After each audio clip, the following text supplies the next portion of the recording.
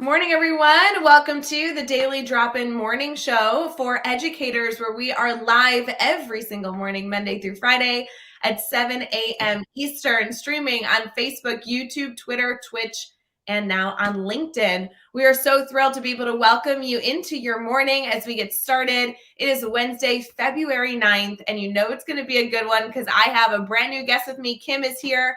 We also have some good news stories and a lot of things we're going to get into. So feel free to be an active participant this morning if you are tuning in live with us. We'd love to see the comments. If you are listening to this after the fact, maybe you caught it on YouTube or you're listening on Teach Better Talk podcast, do us a favor, take a screenshot and tag us that you are watching. We always love to engage with our network, regardless of when we get to see you throughout your day. So let's get started here in just a minute.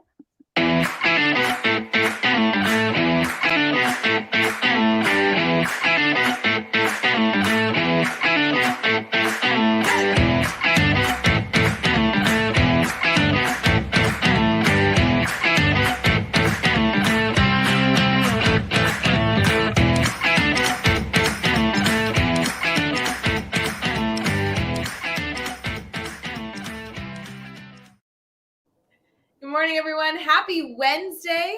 Kim, I'm so thrilled that you're able to get up bright and early and join us. How are you feeling this morning? I'm definitely thinking I should have put my puffy eye cream on this morning.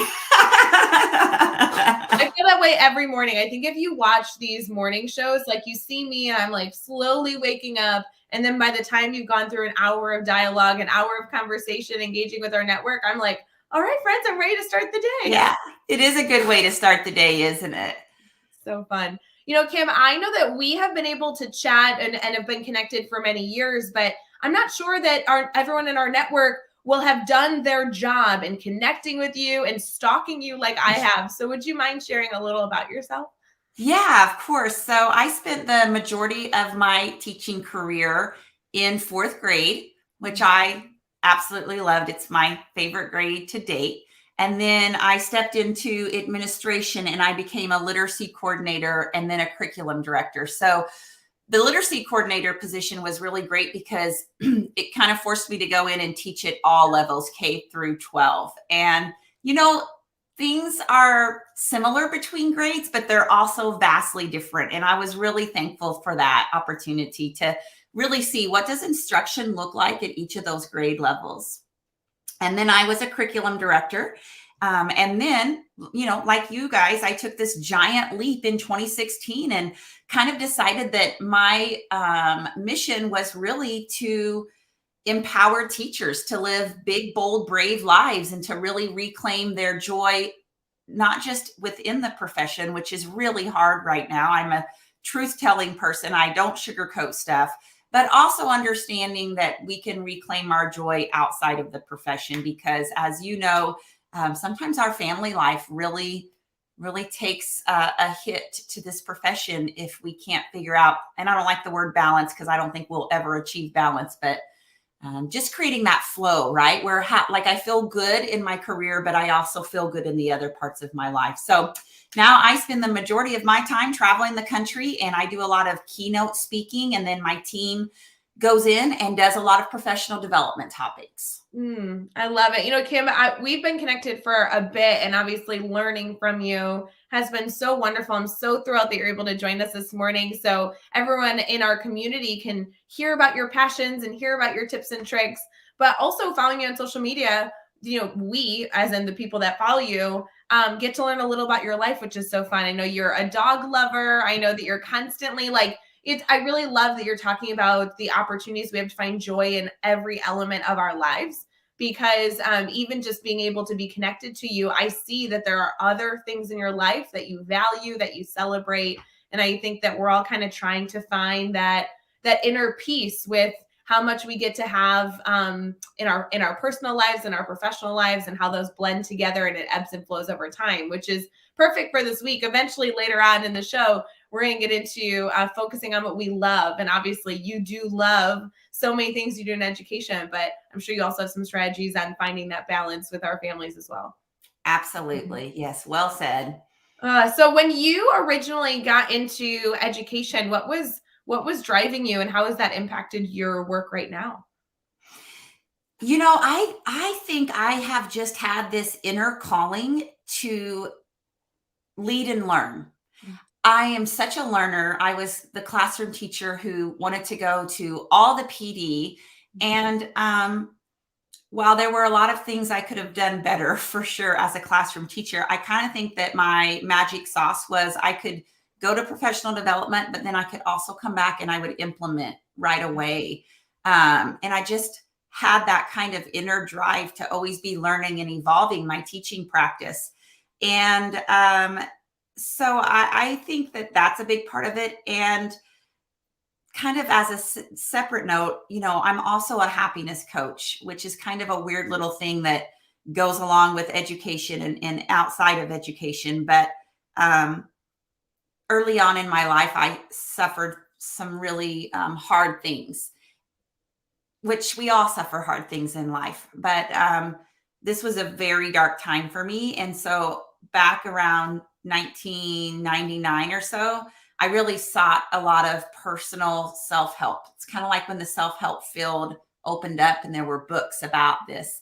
And I just was like on fire with it. And so while I'm over here kind of deciding like I really want to empower teachers and I want to do so both in an education way, but also in a personal way, I think that just completely lit me up.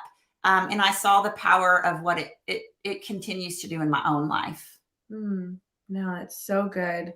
Obviously there's so many things that we're going to be able to dive into, but as we get into some of this dialogue, it's so interesting to expose our community to what you are passionate about, and being able to take past experiences and apply them now to the professional development that you're being able to provide to districts all over the country. I mean, that is the power of every educator, whether you are physically in the classroom, whether you are coaching teachers, whether you're an administrator role or leadership role. We're all just doing our best to take these experiences and really provide as much support as possible to those around us, which I think is such a powerful element of education. I appreciate that. Yeah. When you are working with districts, let's pretend you're headed into a school today. What are the types of things that you're able to coach on? Obviously, I know happiness was something that you just mentioned, but is there typically one theme? Do you have a lot of things you like to teach on? Yeah, I do have several things, but I can link all of them back to, a particular educational circumstance that kind of fueled my interest. And so trauma-informed schools is something that I really feel strongly about. And that was partly born out of a former fourth grade student that I taught that really changed my entire teaching career. He was that student who, he was like the Tasmanian devil. He like came into the classroom on fire. He had no parental support. He was just a nightmare to teach. And I knew early on in my career that relationships were just the utmost important thing. And I wish I knew which book taught me that. Somehow I knew that. So I just kept working on that. And then, lo and behold, that opened up this entire other side of his life that I was unaware of, that was very, very tragic at times. And so he's kind of like my success story. He's actually graduating from college this May. And so, trauma-informed schools is there's so many, right? Growth mindset, project-based learning, social and emotional learning, all of these things just light me up. And I've never been very good. Sometimes I think I have shiny object syndrome because it's like, I can't just zero in, right? It's like, oh, we're going to do this and we're going to do standards-based grading and we're going to teach, because I'm fueled by all of those topics. And I think it's such a different way at looking sometimes at the traditional school system that we all see is changing and emerging very quickly. No, it's so powerful. And the beauty of being able to know that you can share on so many different passion spaces for yourself, knowing that they're all connected and rooted at these core fundamentals, these core values. And I so value that. So we're going to get into this conversation even deeper. But before we do, I want to head into our good news segment, our holidays for the day. It's always wonderful to start our day off celebrating, and it is Wednesday and there is a ton to celebrate. So Kim, we are going to stick right here and we'll be right back with some good news discussion.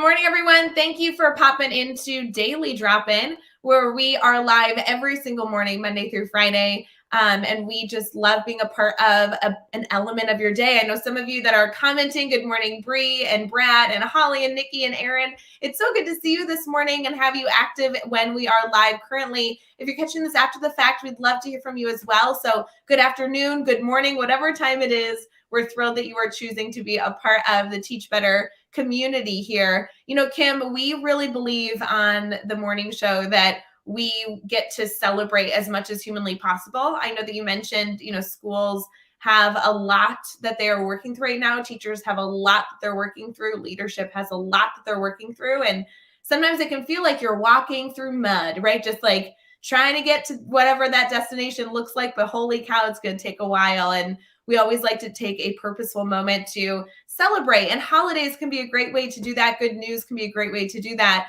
But we like to celebrate even the wacky holidays. So are you up for celebrating some holidays this morning? Yeah, let's do it. Awesome. So for everyone, good morning. It is February 9th, and it is officially the day you've all been waiting for. It is World Pizza Day. So are you somebody who is a pizza fan, Kim? Yes, we actually have a Thursday night pizza date that has gone on for 21 years. Wow. Okay. So this is the hot topic, and you know that we're going to fire people up about this. So I apologize in advance. And if you are listening right now, this is the time that you need to go over to your phone and make sure your cursor's on the comment bar, or if you're watching on your TV, you can comment as you jump in. What do you put on your pizza, Kim? I'm just a sausage cheese girl, but I have to have it. We call it medium well done when we put the order in. Like, we don't want it totally burnt, but we need it to be a little crispy. Okay. So you like a crispy crust. Mm-hmm.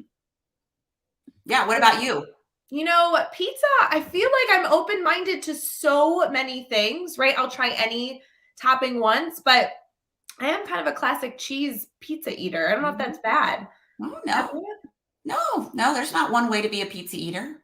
I feel like pizza, you can put anything on, right? So for everybody out there, we want to hear your pizza order. And we also want to encourage you, maybe today's the day. I know it's Wednesday, so maybe you can wait till tomorrow and celebrate with Kim's family, but today's the day that you can have permission to order pizza tonight. I like it. Yeah, that's great. Lori's commenting this morning that she likes pepperoni, onion, and banana pepper. That's always good. Ooh, Holly's chiming in. She says mushrooms, pepperoni, spinach, and lots of cheese. I agree. Lots of cheese is essential for pizza. I love that gooey pizza where it kind of you take your piece and the cheese is just following you. I think that's so fun. As if this day couldn't get any better, it's also chocolate day. So for those of you who are chocolate lovers, today is the time to go get a chocolate bar. Maybe you can celebrate with a little bit of chocolate after your pizza night. This sounds like a very unhealthy meal. We should give ourselves more pleasure in our lives. You're right. On a Wednesday, we're halfway through the week. We're about to have the best Wednesday that we've had yet. But, why not celebrate it with pizza and some chocolate, right? Yeah. Additionally, if you want to go more on the healthy side, it is National Bagel and Lox Day. So for those of you who want to enjoy some, chilled salmon on a bagel, you're more than welcome. Are you a Lox fan, Kim? I don't even know what that is. It's like smoked salmon, right? Where okay. Put it on a bagel, maybe with some cream cheese on top. Oh yeah, I would like that. Yeah, I like salmon. A little bit of salt, a little bit of, I like that. That's good. Yeah. Shout out to Lori, who's putting emojis in. I think she's following along. I like this, following along with, can you find an emoji that matches these holidays? There's got to be a bagel emoji, don't you think? I think there is. Okay, good. Nikki's saying I used this question to warm up last week with her students. So I guess this is a good one to warm up with students with. What do you put on your pizza? How do you celebrate after you eat pizza with some chocolate? I love this.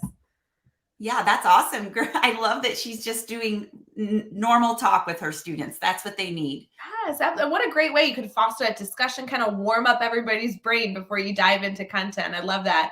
Last but not least, I can honestly say I've never done this, and maybe it's because I don't have the resources to do this, but I can make a plan to put this into my life, maybe within the next month or two. I don't know how I'm going to do this goal, but it's read in the bathtub day.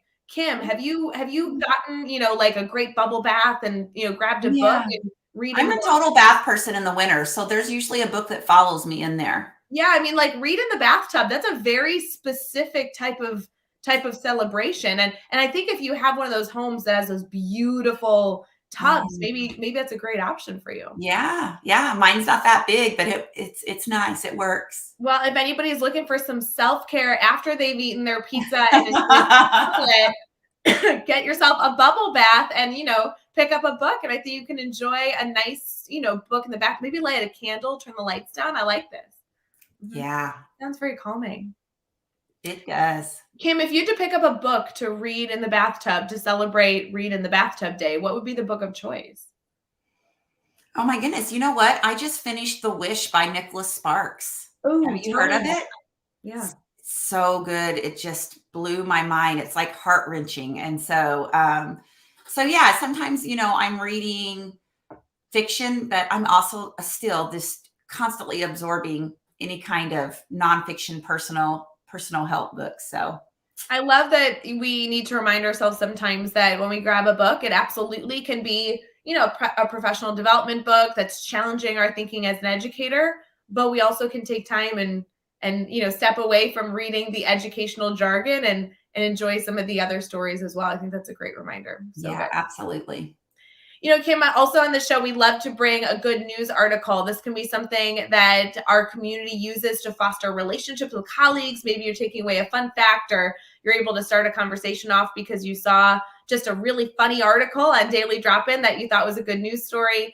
Additionally, these are stories just like Nikki kind of used with her kiddos to warm up the class, right? You can use this as a conversation starter in your classroom or anything in between. Then this good news story I thought is really interesting and very relevant if you want to bring it to your students, because as educators ourselves, Kim, we know that there's always good discussion when you talk about Guinness World Records. And this story is about an Idaho man who breaks 52 world records in 52 weeks. And what an accomplishment that is. Holy moly. That's crazy. You know what? One of our teachers here in my town just broke some kind of robotics record. Wow. Yeah, his name's Pat Jarbo, and he's like the STEM teacher now. And I just read it in our newspaper. Yeah, he is in the Guinness Book of World Records now.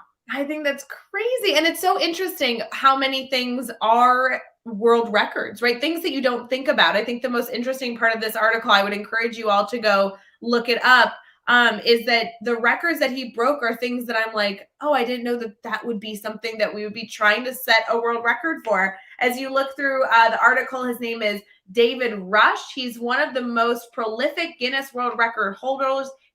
He has over 200 titles. And so as he went through these 52 world records, he did everything from juggling to being the fastest person to complete a 100-meter dash while juggling blindfolded down the street. It's like, okay, or juggling objects while standing on an exercise ball, or it's so funny the things that he went through to compete for this world record. But holy moly. What about eating chocolate? That might be one that I could be a contender for. You know what? I think that you and I would be really, really good together, Kim. I think we could break the record of we're on a live stream eating pizza and enjoying chocolate on, World Pizza and Chocolate Day. I think and then we would go run because that's what we would need to do after. Yes, exactly. I love this. Holly's jumping in and says Teach Better can get a Guinness World Record for the most number of live hours. Holy moly, is that true, Holly? I bet so. So true. I feel like the team is live all the time. I mean, even just throughout a week, we're live every day for Daily Drop-In. We have our brain break that is in the afternoon every Wednesday. That will be later today. I hope you guys choose to go check in for brain break. But then we're also live for other reasons, celebrations that we're able to foster conversation around. And then 12-hour live, Holly, I'm sure knows, 12-hour live is a professional development day that we are having on February 26th, where we will be live for 12 hours straight. So, Holly, I do think we have an opportunity here to set a world record. Kim, I know that we've had a lot of discussion around things that you love, and I'd love to continue this theme of discussing things that we love and really provide some tactical strategies to our community. as we get into the week. So we're going to head into Brainstorm Bank and get into our theme this week, which is all about love, preparing for Valentine's Day. I love it.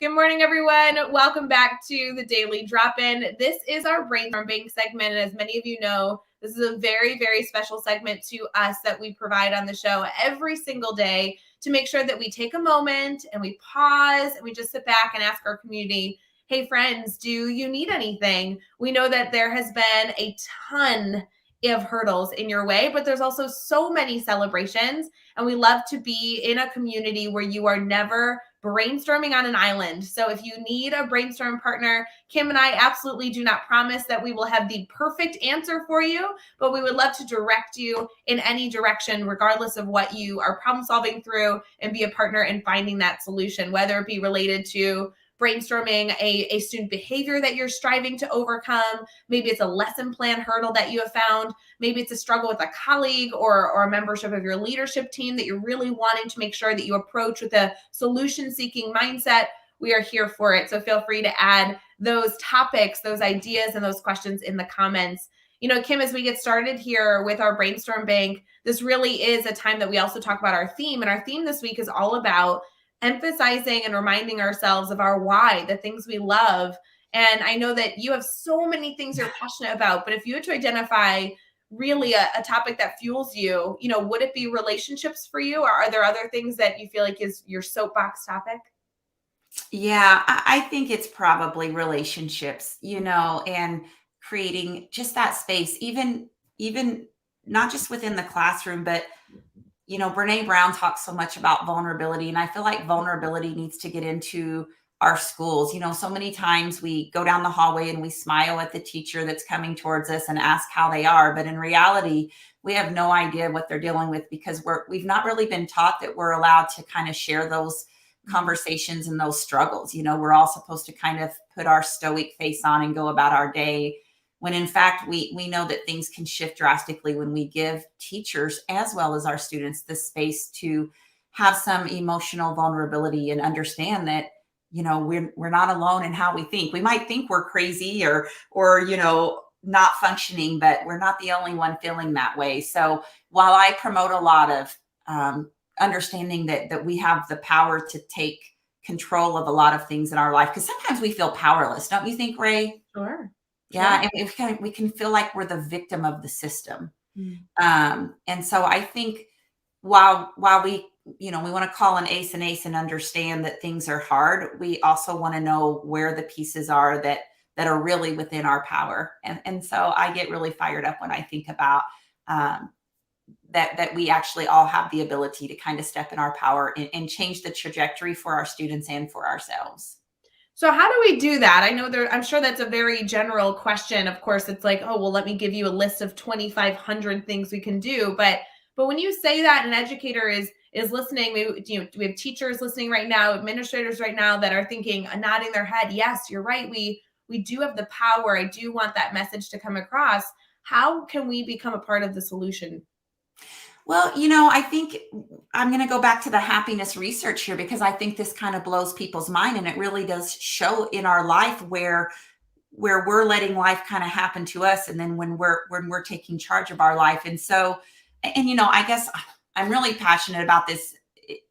We created something, and during COVID, I went from being on 150 stages to being on 4, and so I had this idea forever and ever and ever that, like, while we all want our students to be better readers and writers and mathematicians, and obviously when you're a teacher, those are things that are near and dear to your heart.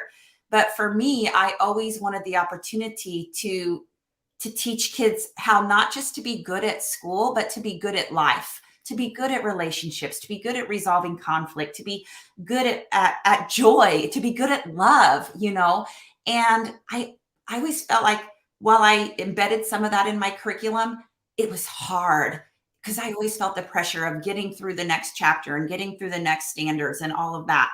And so when COVID happened, I was like, you know what? I'm going to create this thing for students and for teachers called the Happy Academy. And the Happy Academy is a set of social and emotional learning lessons for students. But then there's a separate part of it that walks teachers through their school year. And it's really based on the fact that there are certain kind of levers that we can adjust in our life that are that cause a ripple effect. It's kind of like, sometimes we think, oh my gosh, I have to make these drastic changes. And that can feel overwhelming when, as well as I do, it's like, it's really just these small little actionable habits and tips that we can do that kind of send us into a space that feels a lot better. So I could definitely talk about the happiness research real quick if you think that's something that your teachers might want to hear. I would love it, please. So we all have what's called a baseline happiness level. So Rae, maybe my baseline happiness level is here and maybe yours is a little bit higher. So good things happen in our lives. Maybe we go shopping for the day, or we get a massage, or we get a new relationship, or we get a new job, a new home, whatever it is. Something good happens to us or our kids, and our happiness level goes up for a period of time. And then it always goes back to baseline.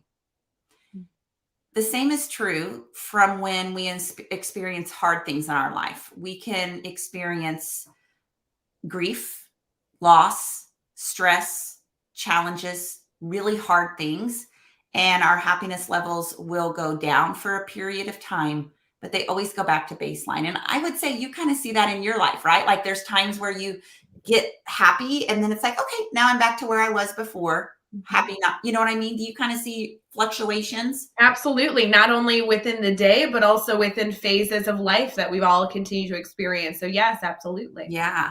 So what's interesting is some people say, well, okay, but where does that come from? Why is somebody's higher than mine or lower than mine? And so if you think of happiness as a pie chart, what we know is that 50% of your long-term happiness is genetic. It comes from your mom or your dad or a mixture of both. And I'm going to tell you, Rae, I could be standing on a stage with 3,000 people. And when I say that, 80% of the heads will drop and I will see teachers thinking like, I'm so screwed. You could just see it on their faces, right?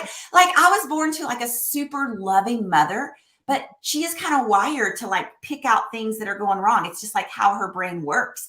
And then my dad is just the opposite, And so 50% of it is kind of this genetic tendency. It's the same reason some of us can look at a French fry and gain 5 pounds, and some of us can eat McDonald's French fries every day, right? So that's 50%. Now, I think it gets really interesting because only about 10% of our long-term happiness levels come from our external circumstances, Rae. So what's an external circumstance? Are you married, single, divorced, or widowed? Do you have kids? Do you not have kids? Do you make $50,000 a year or $5 million a year? What kind of home do you live in? What kind of car do you drive? What kind of job do you have? I can take every external circumstance that you have in your life and I can throw all of those together, and all of those are still not going to add up to more than 10% of your happiness.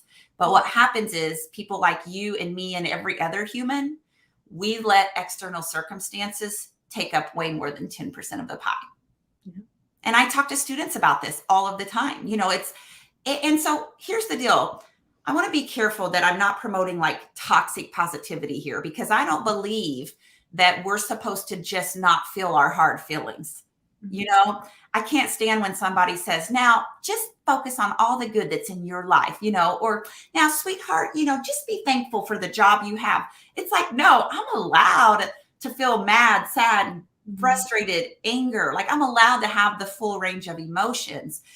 And we know there are certain things that would happen in our life that are going to steal more than 10% for a while. COVID might be one of those, right?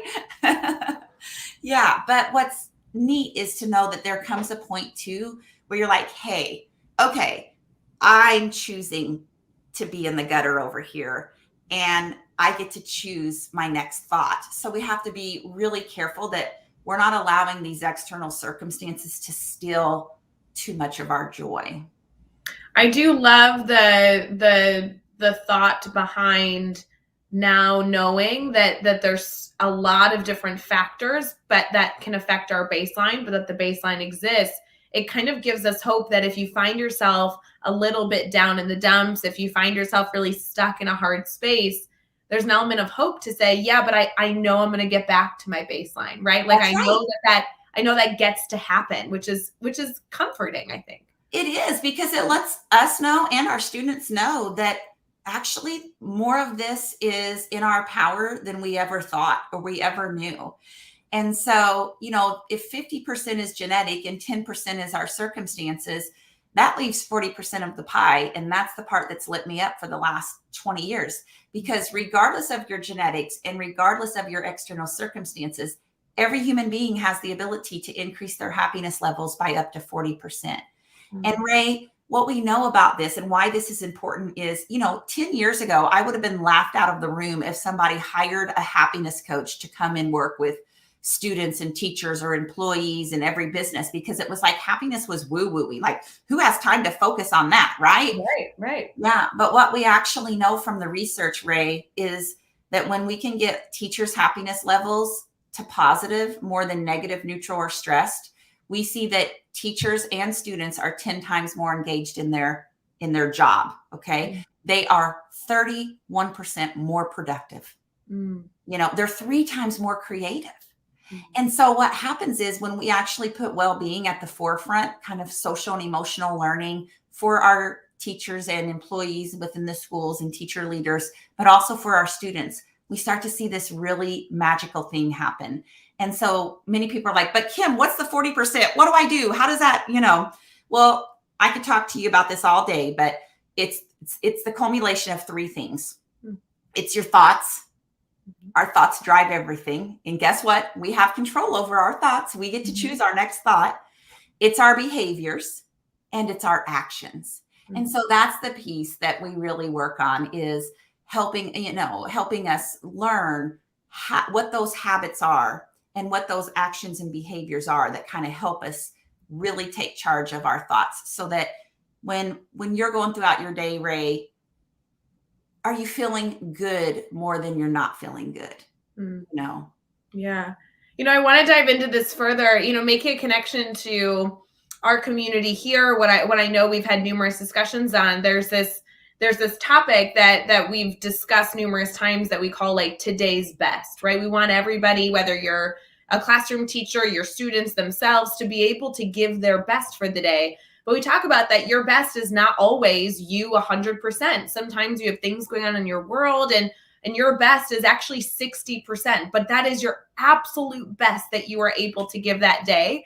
And so it's not so much that we should carry this expectation that everybody comes in with the best mindset as their very best self all the time, but for whatever situation they're in, for whatever life they're currently in right now, the expectation is that you're going to give whatever you can. You're going to give your best for that day. And sometimes your best is 60% of what it could be. And sometimes it's much higher. And I love that as we're relating that back to this conversation here, you're really talking about that baseline. The baseline is that 100%, right? You're showing up as yourself, as authentically as you are, and giving your all. And sometimes it's a little bit lower and sometimes it's higher, but you're able to intentionally come in and give what you can in that moment in time. And I love that that's a reminder today that there are some factors that are absolutely possible to impact what that number looks like, but we have this reminder that, coming back to your baseline and knowing that you have control over elements of that is so powerful.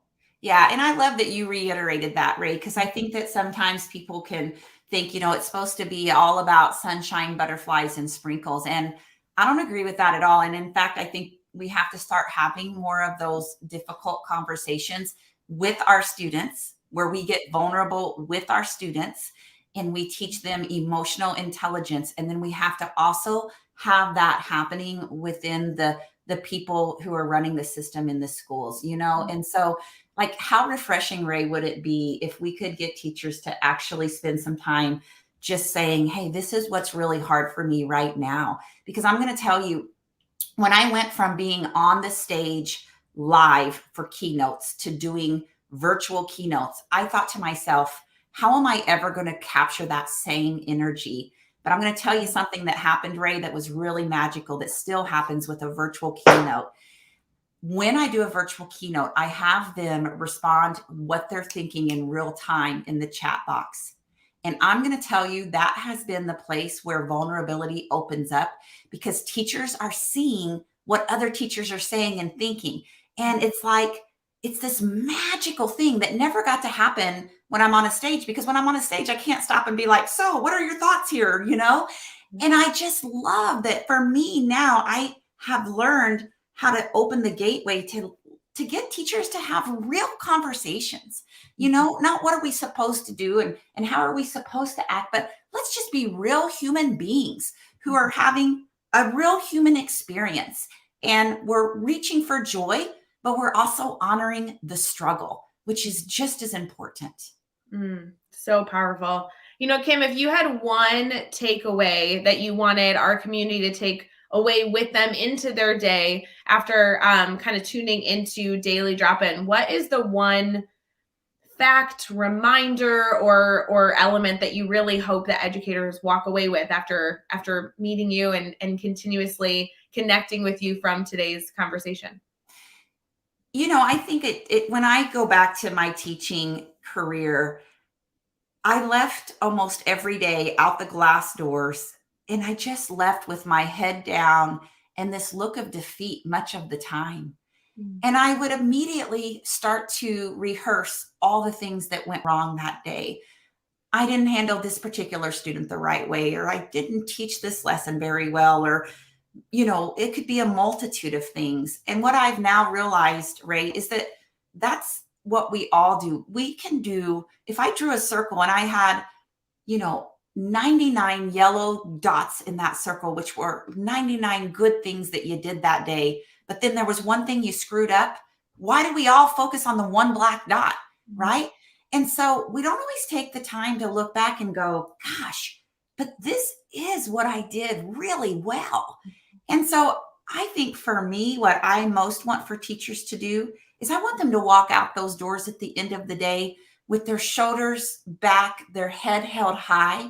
And I want them to know that what they do on a daily basis matters, and it matters greatly. But what I also want them to do, and this is going to fit in with your theme of love, is I want them to love themselves. I want them to know that, like, we're all lovable, even though we're full of flaws, we're full of mistakes. We don't do everything right. Sometimes it's hard to bring our best, but we can extend love to everybody else, but why can't we extend it to ourselves? Because there's nobody, Rae, in a day's time that does more for you than Rae. Right. Yeah. So how can we learn to give ourselves a little grace along the way?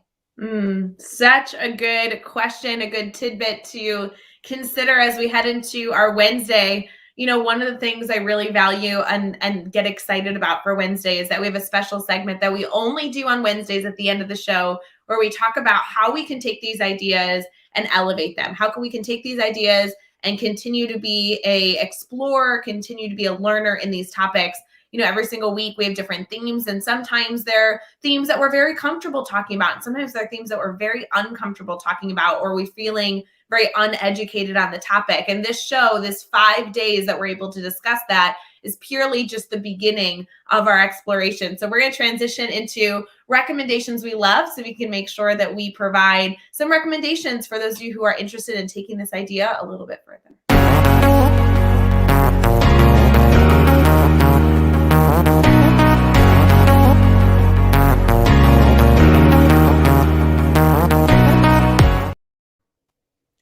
All right, everyone, as we get into our final segment in Daily Drop-In this morning on Wednesday, February 9th, we want to make sure we leave you with some ideas, some tidbits of where you can go explore further. We've been talking about our passions, our mindset, and everything in between. And while I know a takeaway, a requirement for our community is going to make sure that you go follow Kim on all of her social media, check out all the websites and content she continues to push out, which we'll make sure to share with you in just a second. But I'd love to get into books, podcasts, blogs, resources that we can all continue to explore this topic. Kim, do you have some typical go-tos? Obviously, I know you have a lot of content on this, but other people or other resources you turn to as well? Oh gosh, yes, I have so many. Well, my podcast is called She Finds Joy, and we focus a lot on what we just talked about, the overcoming and acknowledging the struggle, but still finding joy. But yeah, I mean, like I don't know if you've read Dan Pink's book, A Whole New Mind. No. I'm going to switch gears with you a minute, but like when we're talking about educating our students, that book blew my mind. It's by Dan Pink and it's called A Whole New Mind. And it's actually explaining that the school system that we've been in has all been left brain focused, right? And so left brain is, can you read, write, and understand information? Do you understand language? Can you do mathematical concepts? It's linear, it's fact and fact focused. And then the right brain is creativity, imagination, big picture thinking, design. And what Dan Pink is saying is we've had this school system focused on left brain thinking. I mean, if I asked you, Rae, what percentage of the day do teachers get the opportunity to teach things that are left brain versus right brain? We'd all be like, gosh, I feel like 90 or 95% of it is all left brain. Mm. And so what Dan Pink is saying is like, hey, things like creativity and design, those are the very things that the students today are going to need to have those skills, because the jobs they're going into, 80% of them haven't even been created yet, right? For the kindergartners this year, 80% of the jobs they will go into haven't been created. And so what he's doing is he's really asking for this kind of overhaul of the traditional system. And you're doing that in your work, right? And I'm doing that in my work. We're talking about project-based learning and getting away from some of those traditional things that we know aren't really working for kids or preparing them. And I love that. That's the very work that Teach Better does, but that book really opened my mind. It's like my go-to book about like education. And I know I've gotten away from happiness, because I could certainly give you 20,000 happiness books as well. But I don't know, for some reason I felt called to share that one. I love that. That's such a good recommendation. And I also want to make sure that our community gets to learn from you, since I know you have a lot to offer. Would you mind sharing how our community can not only stay connected with you on social media, but also continue to consume your ideas and your content, your strategies elsewhere as well? Yeah. Well, I'm going to start out sharing my Instagram, because Rae, I've got to get better at Instagram. I understand. I'm working on that too. So we can have this goal together. Yes, let's do it. Like, I'm great at Instagram stories, but like other than that, I'm like, so I'm Kim Strobel Joy on Instagram. And then I have the podcast She Finds Joy. And then I also have a Facebook group called She Finds Joy. That's free for educators. And then my website is strobeleducation.com. Now, if you do go to my website, you're going to scroll down to the bottom and you're going to see these things called joy drops. And so every week we send a joy drop, which is like a little email or a blog or a tidbit where we share just one tiny little happiness tip that's going to help make your life a little bit better. And who couldn't value that? I mean, holy moly, I'd love a little reminder. I love that little drip, a little something to give you that reminder, that strategy, that approach that you can take on with the week. What a very cool idea. I love that. Thank you. Yes.